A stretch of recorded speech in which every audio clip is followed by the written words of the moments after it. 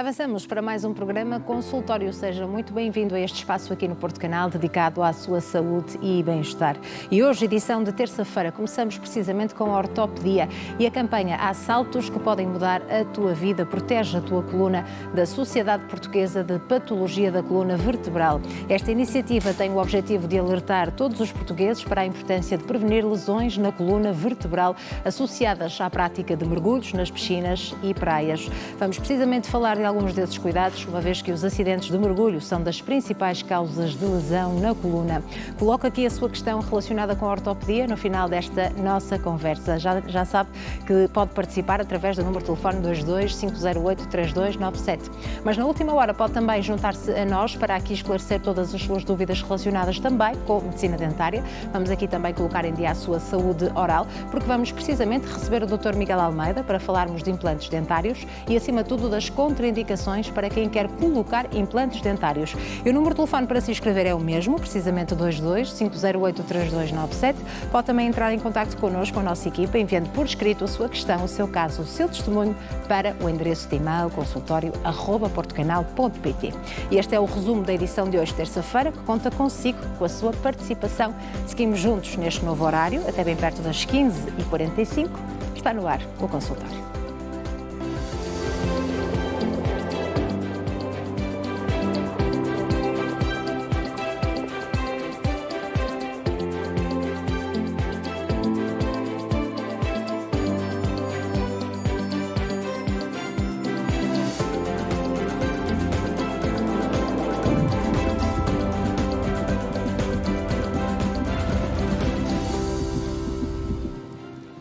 Dedicado à sua saúde e bem-estar, seja mais uma vez bem-vindo a este programa de segunda a sexta-feira aqui em direto no Porto Canal. Contamos consigo, é feito a pensar em si, portanto não deixe de participar.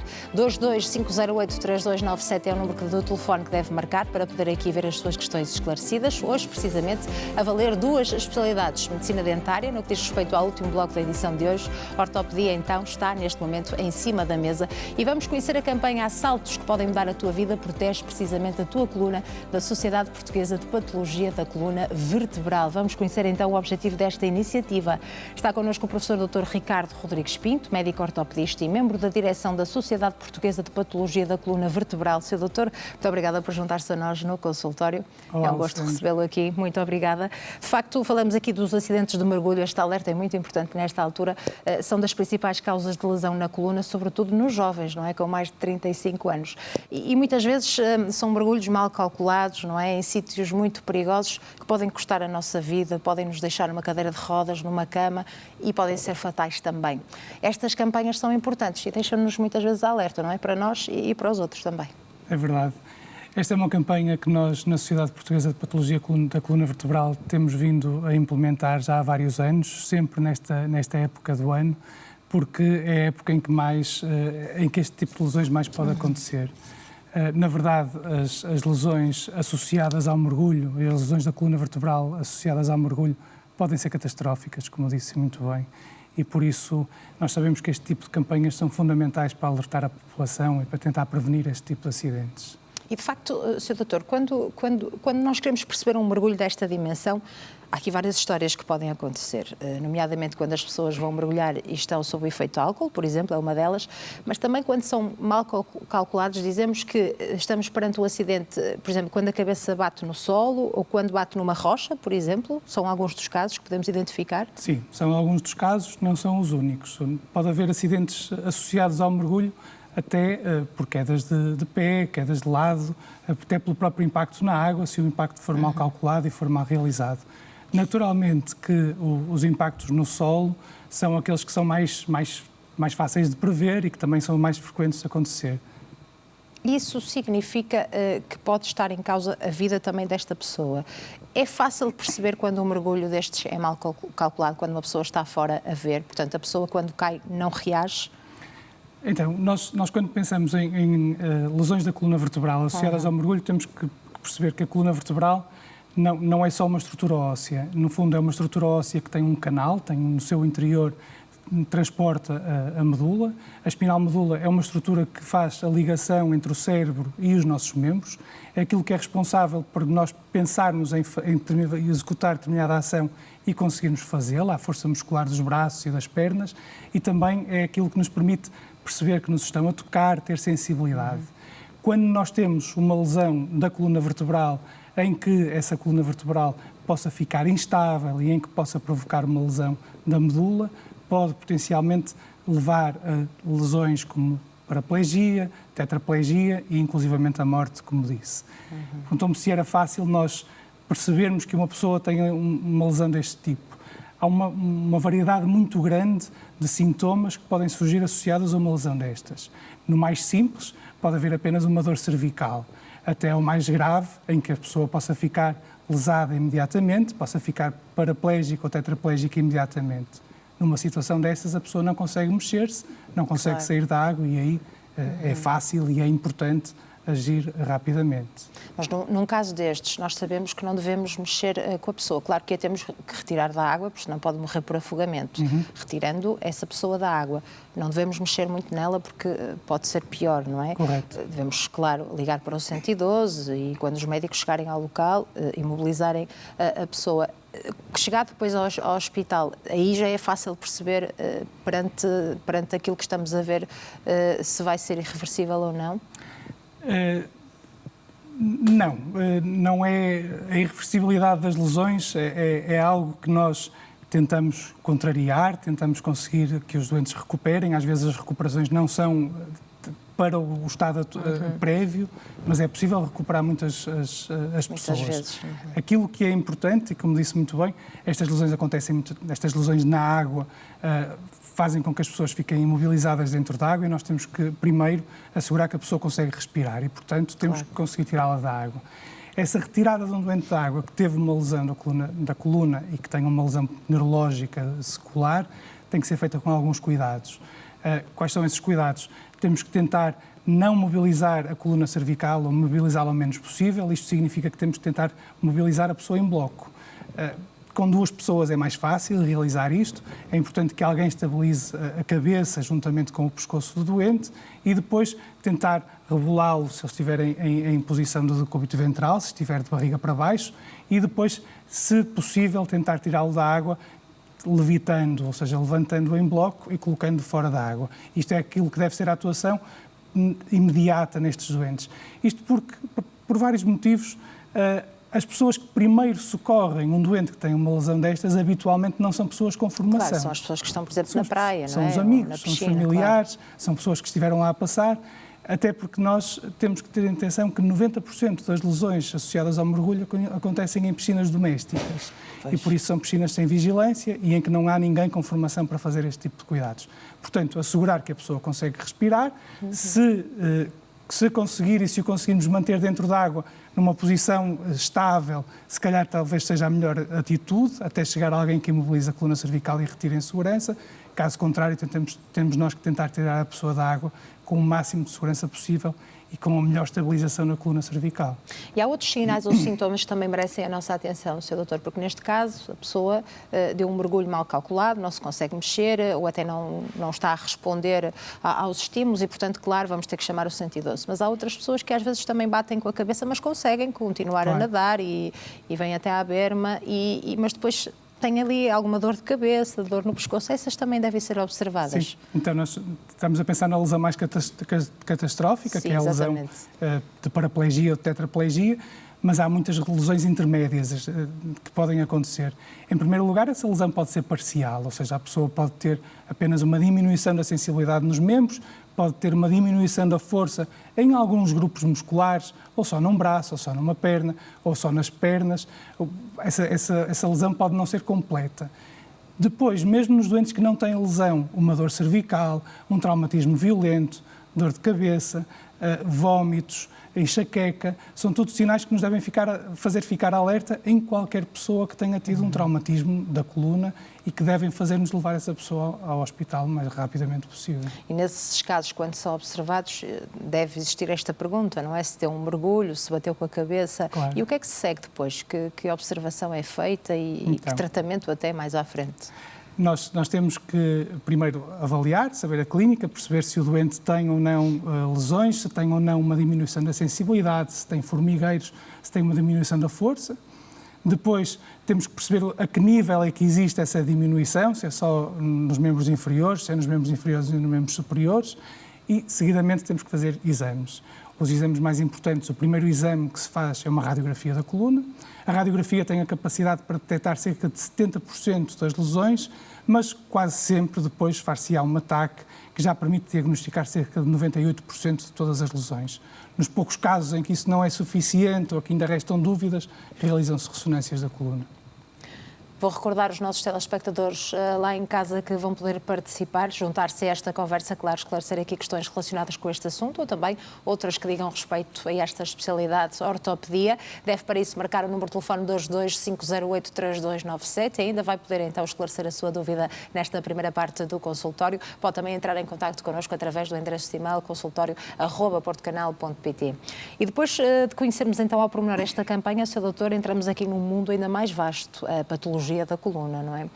Depois de diagnosticada então esta lesão, não quer dizer que a pessoa fique tetraplégica, neste caso, ou algo de outra dimensão. Quais são os cenários possíveis e depois os devidos tratamentos também? Quando acontece uma lesão da coluna vertebral, nós temos sempre que pensar em dois níveis de lesão e que acontecem sempre quando isto ocorre. Aquilo que nós chamamos de lesão primária, que é a lesão que acontece quando a pessoa tem um embate, quando há um traumatismo. Esse traumatismo que leva, por exemplo, a um movimento anormal da coluna e que leva a uma contusão da medula, que leva a uma lesão da medula, isso acontece no momento. Essa lesão só pode ser prevenida em situações aqui, na prevenção, nas campanhas que nós temos vindo a realizar. Claro. Portanto, nós temos que alertar as pessoas para que isto não aconteça.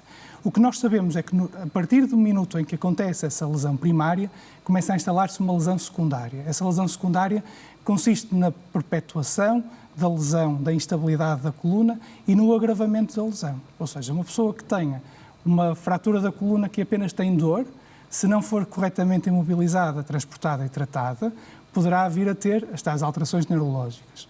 Uma pessoa que tenha uma lesão parcial, se nós continuarmos com um movimento na coluna, se não a estabilizarmos, poderá vir a ter uma lesão que seja total.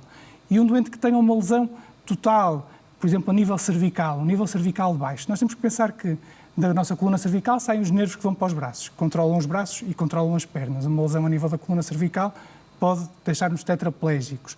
Uma lesão a nível da coluna dorsal ou lombar irá afetar os músculos dos membros inferiores. Se houver uma lesão da coluna cervical baixa, em que a pessoa ainda tem alguma função das mãos, se nós não conseguirmos controlar esta lesão secundária e temos um doente que inicialmente até tem alguma função de manuseamento, que consegue manusear uma cadeira de rodas, que consegue, por exemplo, estender os cotovelos, é uma função fundamental para nós conseguirmos levantar-nos de uma cadeira, para conseguirmos sair da cama para uma cadeira de rodas, de uma cadeira de rodas para um carro adaptado. Esta lesão, se subir um bocadinho, se agravar um pouco, poderá fazer com que a pessoa perca essa capacidade. E, portanto, dentro da catástrofe que são estas lesões, claro, estamos a falar de pessoas que poderiam ser autónomas e que passam a ser completamente dependentes. Portanto, aqui é muito importante esta prevenção da lesão secundária. Faz-se no local, com imobilização, faz-se com um transporte adequado do doente e faz-se, sobretudo, com a questão do tempo. Os americanos chamam a isto, esta questão, time is pain. Quanto mais rapidamente a pessoa for transportada, imobilizada e tratada, melhor é a capacidade que ela tem de vir a recuperar ou de, pelo menos, não agravar o tipo de lesão que tem. E o timing que se pensa que seja o ideal é o de 24 horas. Nós pensamos que, a partir das 24 horas, o potencial de recuperação começa a diminuir drasticamente, a um ponto que, a partir do terceiro dia, se calhar já não há grande benefício. Portanto, a lesão já está tão instalada que nós já não vamos conseguir fazer grande coisa do ponto de vista cirúrgico. E disse há pouco que muitos destes acidentes acontecem em piscinas domésticas. Pela baixa profundidade, por exemplo, quando existem estes mergulhos de cabeça, como todos nós conhecemos, e algumas acrobacias que correm mal e, portanto, existe a lesão? É assim que acontece? As lesões acontecem pela baixa profundidade e também pelo facto de nós estarmos mais confortáveis, por estarmos menos alerta nesse tipo de lesões, nesse tipo de locais. Se nós pensarmos, por exemplo, na piscina de um clube, e mesmo na piscina de um hotel, em que as pessoas tem mais gente à volta, há menos propensão para se fazerem aquelas brincadeiras. Sim, e às vezes mais há vigilância arriscadas. também, não é? Também há vigilância. Os próprios pais ou acompanhantes percebem que é preciso estar mais atentos à criança. Em casa é quando nós relaxamos e é quando também as crianças e os jovens mais estão à vontade, mais fazem aquela pirueta que já estão habituados a fazer, e é aí que podem acontecer os problemas. Claro que sim. Vamos ao encontro dos nossos telespectadores que podem perfeitamente juntar-se a esta conversa, partilhar aqui opiniões e também esclarecer dúvidas. Começamos com Pedro Carvalho, Liga da Maia, tem 39 anos. Seja bem-vindo ao consultório. Boa tarde. Olá, muito boa tarde. Gostava de colocar apenas duas questões ao seu doutor médico ortopedista, muito simples e diretas. A primeira questão é porque é que nem sempre os médicos ortopedistas sabem encaminhar os doentes para a fisiatria. E a segunda questão é porque é que os médicos fisiatras, a nível geral do corpo humano, a nível de conhecimentos, estão acima dos médicos ortopedistas, a nível de conhecimentos do corpo humano. É possível esclarecer, por favor? Muito bem, muito obrigada pela sua participação, opinião, não é a sua opinião, Pedro Carvalho. Muito obrigada pelo seu contributo. Sr. doutor. Então, para esclarecer, os médicos fisiatras são médicos que fazem a ponte entre aquilo que é a observação inicial, o diagnóstico que o ortopedista faz da patologia musculoesquelética e o tratamento que depois é executado pelos fisioterapeutas. São médicos a que os ortopedistas recorrem com muita frequência. A fisioterapia, o tratamento fisiátrico, que não inclui só a fisioterapia, ajudam muito no tratamento conservador da generalidade das patologias, ou seja, para tentar evitar a cirurgia, para tentar protelar uma cirurgia numa patologia degenerativa, e atuam também muito no pós-operatório para ajudar na recuperação das doentes e são frequentemente referenciados por parte dos ortopedistas. Por exemplo, podem acompanhar muitos destes casos em que fundamentais. Existem estas lesões, são fundamentais? São. Aliás, eu dirijo uma unidade vertebromedular no Centro Hospitalar do Porto e da nossa equipa faz parte um médico fisiatra que é responsável pelo acompanhamento destes doentes. Se nós pensarmos nas lesões vertebromedulares, as lesões vertebromedulares começam no local, há um transporte para o hospital, há um tratamento cirúrgico, muitas vezes estes doentes precisam de ficar nos cuidados intensivos, onde já começam a fazer o tratamento de fisioterapia. Esta permanência nos cuidados intensivos é variável, mas digamos que vai entre os 3 e os 7 dias, e depois são transportados são passados para a nossa enfermaria, para a enfermaria da unidade vertebromedular, onde têm acompanhamento por fisioterapia, têm fisioterapeutas que fazem a reabilitação, enfermeiros de reabilitação. Portanto, a fisioterapia é fundamental. Sendo que a maior parte, ou quase todos estes doentes com lesões neurológicas, depois vão para centros de reabilitação, e nós em Portugal temos centros de reabilitação bem conceituados e muito bons, que têm capacidade e que ajudam a fazer melhorias fantásticas a estes doentes. É importante perceber que estes doentes tetraplégicos e paraplégicos têm um diagnóstico terrível à entrada, mas muitas vezes têm resultados bastante satisfatórios. Seria demasiado sonhador da minha parte estar aqui a dizer que os doentes depois voltam todos a caminhar e que ficam todos bem, mas a verdade é que nós, depois de vários meses de tratamento fisiátrico, de fisioterapia, vemos pessoas com melhorias fantásticas na qualidade de vida, na autonomia e, portanto, é uma especialidade com a qual nós trabalhamos muito e com quem gostamos muito de trabalhar. Imagino que depois tudo seja uma etapa, não é? E todas elas vão sendo conquistadas dia após dia. Estamos a falar de uma pessoa que consegue fazer a sua higiene, alimentar-se, portanto, tudo isso vai sendo conquistando também com estas diferentes especialidades. Há uma aprendizagem claro. e há um acompanhamento psicológico do doente também. que é fundamental, do doente e da família. Temos que pensar que quando estamos a falar de uma lesão destas, estamos a falar de uma lesão que vai incapacitar esta pessoa durante muito tempo, se não para sempre. Estamos a falar de uma família que sofre alterações dramáticas porque tem que dar apoio, tem que dar acompanhamento, tem que fazer alterações em casa, tem que fazer obras, elevadores, cadeiras de rodas, sim, transportes diários para tratamentos de fisioterapia. Portanto, estamos a falar de encargos enormes para o doente, para a família e para o Serviço Nacional de Saúde e para a sociedade, porque depois são pessoas que, mesmo do ponto de vista laboral, têm que ter alguma adaptação no seu local de trabalho, essas coisas todas. Claro que sim. Pedro Carvalho, não sei se quer colocar mais alguma questão em direto neste programa. De ortopedia relacionado com traumatologia, sem dúvida. Mas a minha questão aqui, a ortopedia é uma coisa mais vasta do que trauma. A minha questão aqui, quando eu estava a fazer as perguntas relacionadas com os médicos fisiatras, que são outros profissionais de saúde, mas que está interligado com a ortopedia, o tal corpo humano, músculo, esqueleto, nervos, tendões, articulações, etc., tudo o que o nosso corpo comporta. A minha questão aqui da ortopedia é um simples doente que aparece de uma dor no corpo, no ombro, num braço, num joelho, num tornozelo, nas costas, e vai erradamente ao ortopedista. E o ortopedista aí nem sempre sabe encaminhar o doente para a fisiatria. Porquê? Vamos esquecer a traumatologia, os acidentes. Agora, obviamente o doente até pode ter alguma coisa de ortopedia, mas a conclusão que eu chego é o doente deve ir em primeiro lugar ao médico fisiatra. E o médico fisiatra sabe ver se o doente vai necessitar da intervenção do ortopedista e sabe encaminhá-lo. O fisiatra, olha, o senhor utente vai ter que ir no ortopedista, porque eu vejo aqui um problema de ortopedia. Já os ortopedistas, pelos vistos, nem sempre sabem encaminhar os doentes para a fisiatria. E é a conclusão, de facto, é a minha opinião, de facto, e é a conclusão que eu chego. A nível do corpo humano, o fisiatra está acima do ortopedista, a nível de conhecimentos. A sensação que eu fico é que o ortopedista sabe operar e pouco mais. Agora, o médico fisiatra não sabe operar, claro que não sabe, mas sabem encaminhar os doentes para a ortopedia. Porquê é que os ortopedistas nem sempre sabem encaminhar os doentes para a fisiatria? Muito obrigada pela sua opinião. Vamos ouvir a opinião do Sr. Doutor, se assim é, Sr. Doutor. Eu acho que estamos... Naturalmente que haverá aqui alguma experiência menos satisfatória com a relação entre ortopedia e fisiatria. Não é aquilo com que nós lidamos no dia-a-dia. Muito obrigada pelo seu testemunho neste consultório Pedro Carvalho da Maia. Vamos agora ao encontro da Dona Amélia Umbelino, que liga de Alcobaça e tem 82 anos. Dona Amélia, seja bem-vinda ao consultório. Estou? Estou sim, Dona Amélia. Estamos a ouvi-la.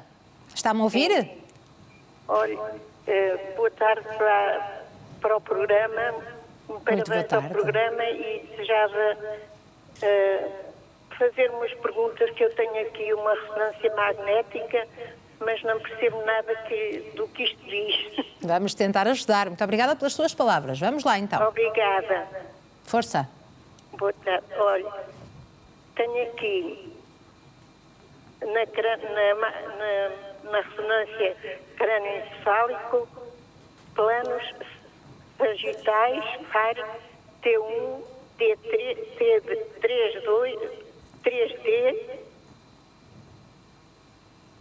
Pode continuar, Dona Amélia, sim? Sim, com contraste de formações axiais e coronais, planos sexiais, T1, DP, T2, flare e difusão SWI. Coronais fleiares.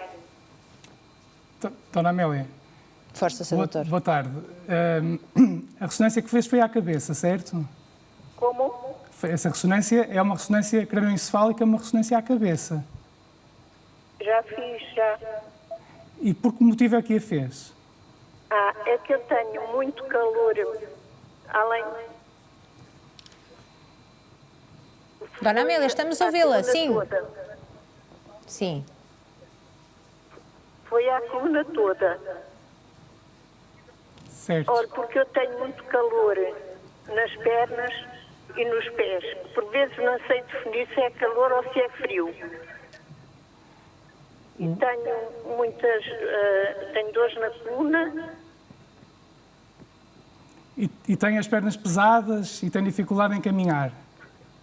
Tens de baixar aí. Sim, tem de baixar o volume da televisão e ouvir-nos só pelo telefone, está bem, Dona Amélia? Nós agora só temos um minutinho para ajudar esta telespectadora, Sr. Doutor. Então, o que é que lhe parece perante esta conclusão? Isso mesmo. É claro que estou a adivinhar. As alterações da sensibilidade nas pernas, alterações de calor e frio, a dificuldade em perceber a temperatura das pernas. Habitualmente as pessoas até se queixam de que não conseguem ter os lençóis em cima das pernas, porque têm impressão com isto. Tem muitas vezes a ver com patologia da coluna lombar, com um aperto do canal vertebral lombar, que pode dar uma situação de estenose e que pode dar este tipo de sintomas, e também dificuldade em fazer caminhadas longas, dificuldade em estar de pé, um cansaço nas pernas. É claro que estamos aqui a adivinhar, não é? Claro, e só com esta pequena informação. Dona Amélia, muito obrigada pela sua participação. Rápidas melhoras, não deixe então de mostrar este resultado aos médicos que a acompanham. Um grande beijinho para si, foi um gosto ouvi-la aqui no consultório. Sr. Doutor, vamos fazer um curtíssimo intervalo, regressamos daqui a uns minutinhos para ouvir mais telespectadores, portanto vai poder continuar a participar. 22508-3297 é o número que deve continuar a marcar para aqui ver a sua dúvida esclarecida, hoje relacionada então neste primeiro bloco do programa com a especialidade ortopedia. Vamos fazer um curtíssimo intervalo. Até já.